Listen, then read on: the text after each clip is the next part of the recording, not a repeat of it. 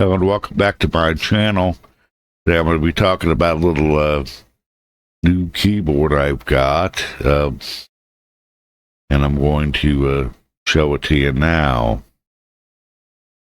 It's the Shiva, a wired gaming keyboard, but Redragon RGB, and it's got all this nice stuff to it. It's a nice little keyboard. And the one I already have, that I've had for a long time, was the Corsair RGB. It looks almost identical to this. And there's a few small changes to it, but let me get the keyboard out here. Let me show you. And it's a nice little keyboard. See it this way. I've noticed a few things, that it's about the same size as the Corsair. The K55. And they look almost identical. I've noticed this is just a slight bit shorter, a little bit shorter here. And the only real differences I see on the keyboard is at the top. Here it has a better structure for the keys. For the keys up here, doesn't have any. It's got lights here over the numeric keypad, and they're not stuck up here. And the media keys are here and here, which make a lot of sense. And of course, it's got the game keys here, the macro keys here, 6 of them, just like the Corsair, exactly the same. And it's a very nice looking thing. Another difference is the spacing here between these two things. It's slightly larger gap between the G keys and the rest of the keyboard, and the same with a little bit of spacing here and here, which it doesn't make a big difference. Really, it doesn't. And also, these keys are slightly thinner than on the Corsair. They're not as uniform. We got a little bit better spacing, which I actually like, because I'm not actually gonna accidentally gonna click things. I like them to be sectioned like that. I'm not gonna accidentally press 2 at once. And so this is pretty good. Another difference is on the wrist pad, it is magnetic slot, and it goes on the front seamlessly. Just goes right in, and there it is. And then when we need to clean it or whatever, you just take that off really easy, and you don't have, it's not a clip in, so that's very nice. I like this a lot. I have some issues with the K55, even though I love it.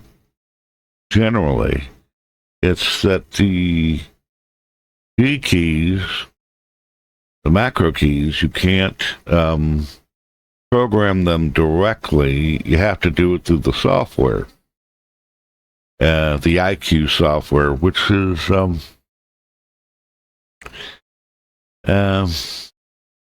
not that good sometimes. It's got problems loading sometimes and all that, but you need the software for full macro and lighting customization. And whereas the K55 does have some lighting things on it you can adjust, I can't find how you can, there's no way to directly program the G keys without the software. And that software doesn't always load.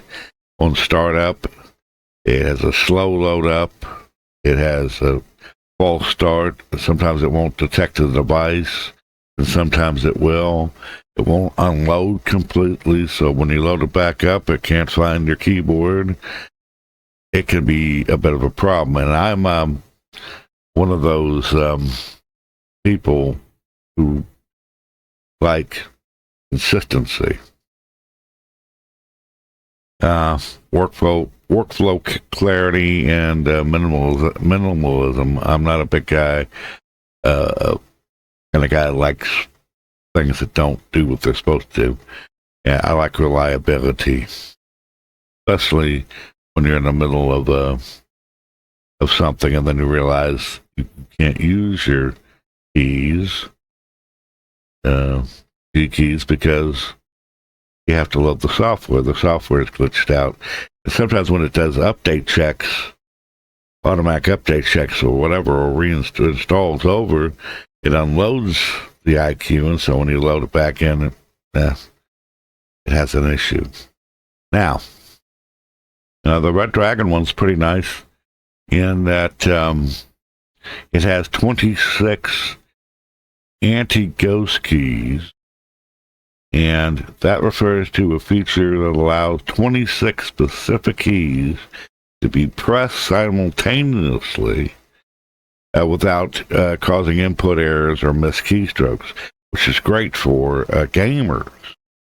And there's some software you can load too, which will allow you to control this a lot better, have profiles of the different keys and all that. But with the 26 anti-ghost keys, the Shiva keyboard ensures that up to 26 designated keys can be pressed at the same time, and each one will be accurately detected. This is especially useful for fast-paced gaming, where multiple keys are hit in rapid succession, complex macros or keybinds, and avoiding accidental input loss during intense gameplay.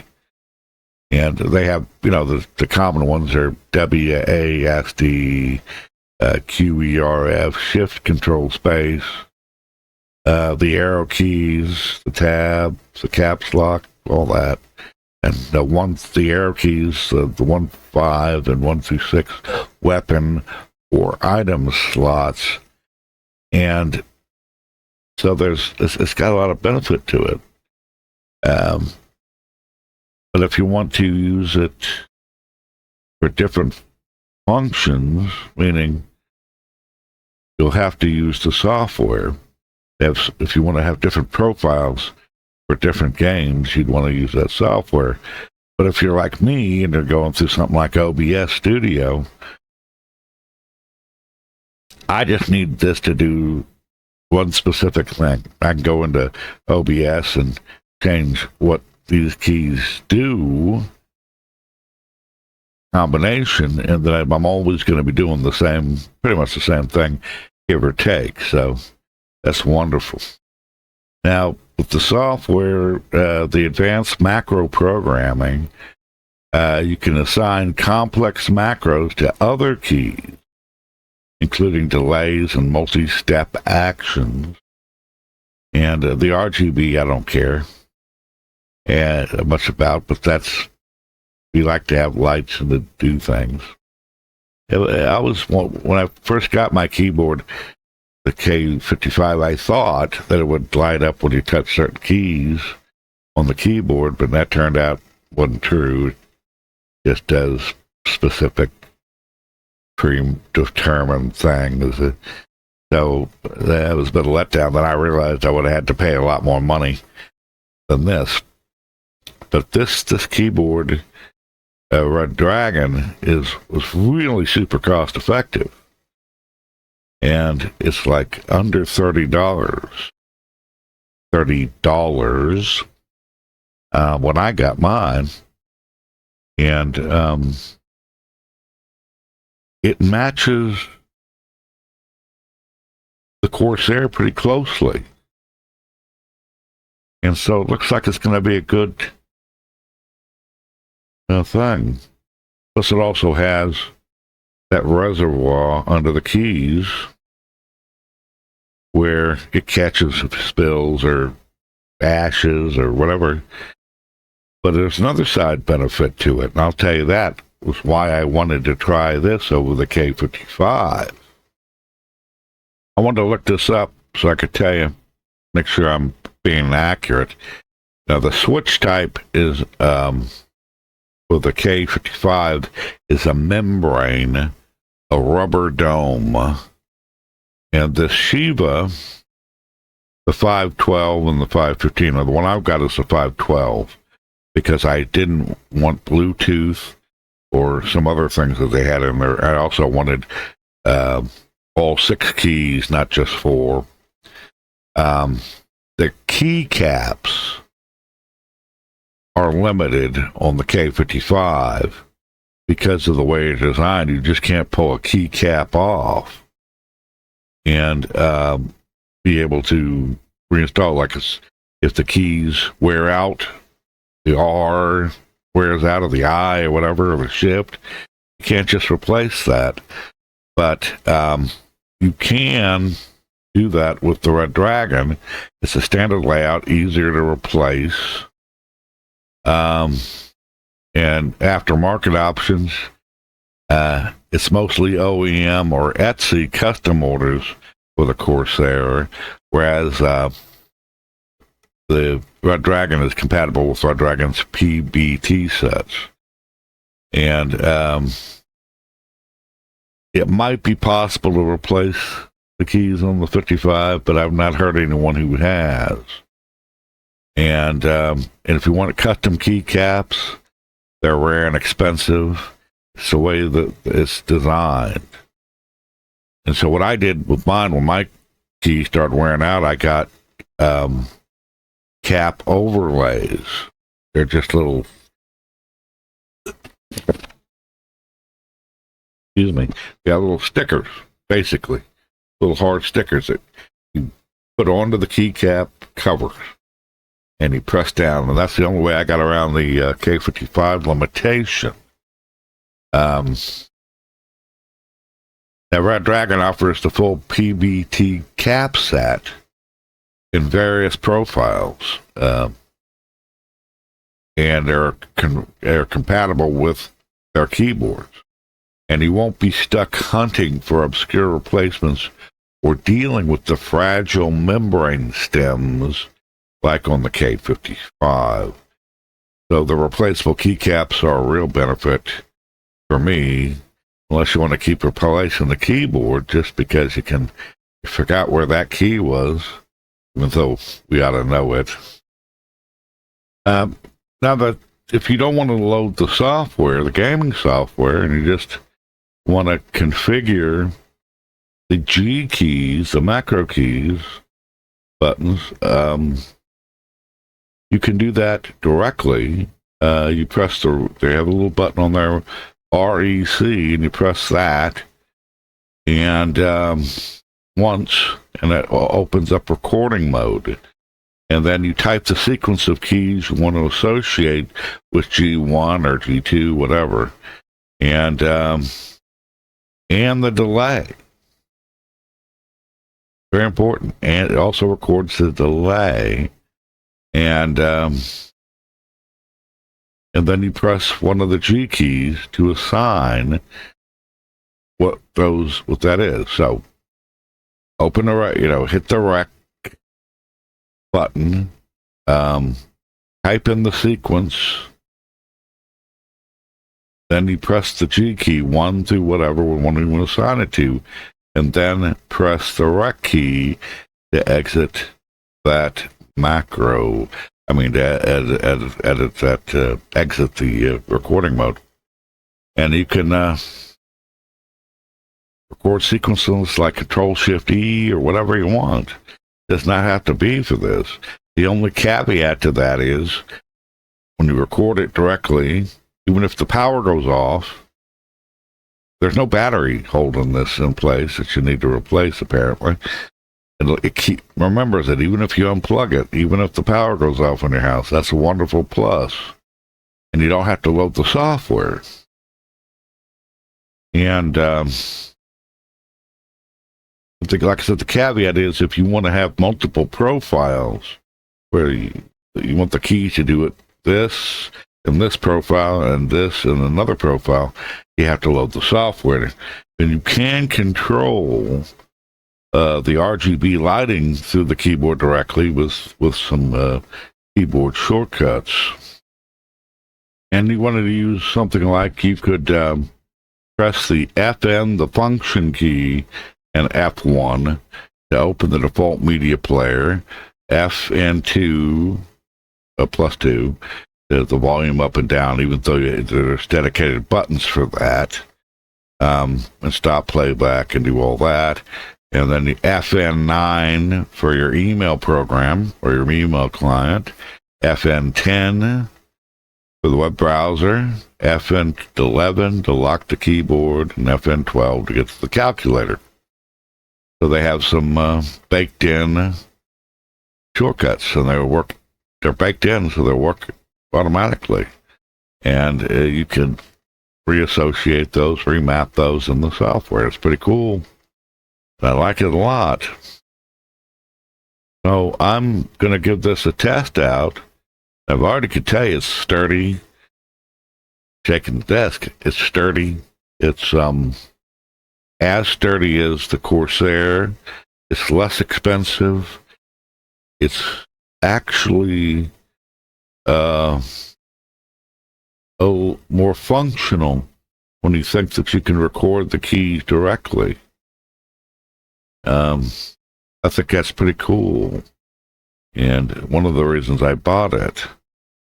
But lower cost. I don't know about durability. We'll have to see. But Redragon is, that's their business. That's what they do. They do these specific kind of things like these keyboards, and they're cheaper than the alternative sometimes because that's all they do is that's one focus, one thing. They do gaming, keyboards, mice, peripherals, and stuff like that. That's what their focus is. So of course they're going to have, and if you're dealing with gamers, you're not going to stay in business very long if you're messing around and giving them crap for nothing, for money. So something to consider. So why would I, even though I have the K55, why would I try another keyboard? Because that's not my job, that's not my business, that's not my focus to review things just to review them. It's because the iQUE software is annoying. And some of the keys have worn off.